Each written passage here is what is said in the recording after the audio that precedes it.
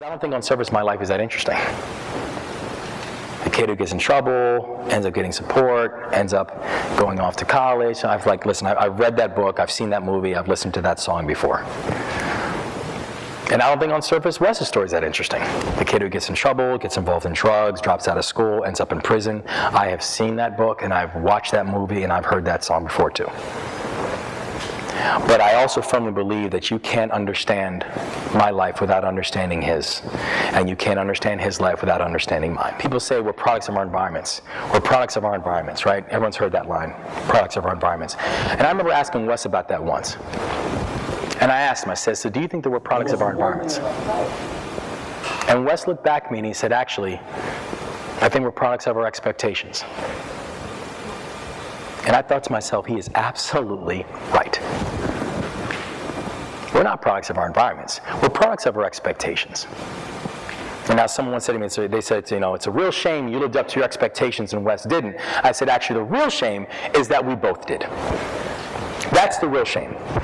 But what's important to remember about expectations is this, is they're not born from nowhere. The expectations that other people have of themselves come from the expectations that other people have of them. One of my biggest pet peeves, honestly, is when I'll hear celebrities being interviewed on things, and like they'll get a Grammy or they'll get an Oscar or whatever, and like as soon as they get their Grammy, like Ryan Seacrest runs up to him and is like, you know, could you ever have imagined yourself winning this? And they put the microphone in their face and they flick their hair and they're just like, I could have never imagined this. This is just so amazing. I'm just so blown away by this.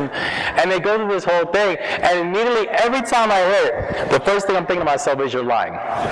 You cannot hit a target that you cannot see. Now, I'm not saying when that person who's holding that Grammy, I'm not saying when they were 5 years old, they saw themselves winning a Grammy, or even 5 years ago or 10 years ago, but I am guaranteeing you, at some point before they were walking on that stage, shaking LL Cool J's hand or whatever, at some point, they were standing there inside their mirror, holding a bottle of shampoo, and thanking their fans and practicing their speech. They were. I'm a firm believer that potential in this country is universal. Opportunity is not.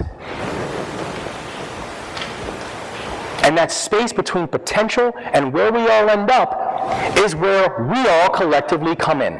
But the fact is, there are a whole lot of people out there that need and deserve a champion. And the direct challenge is being thrown out to you to ask you, will you be that champion? Will you be the person that will end up speaking for those who might not necessarily have a voice? What are you doing to help make humanity better? What are you doing to actually make it matter to more people than just yourself when you were here in the first place? If you've answered that question, then you've answered the most important questions.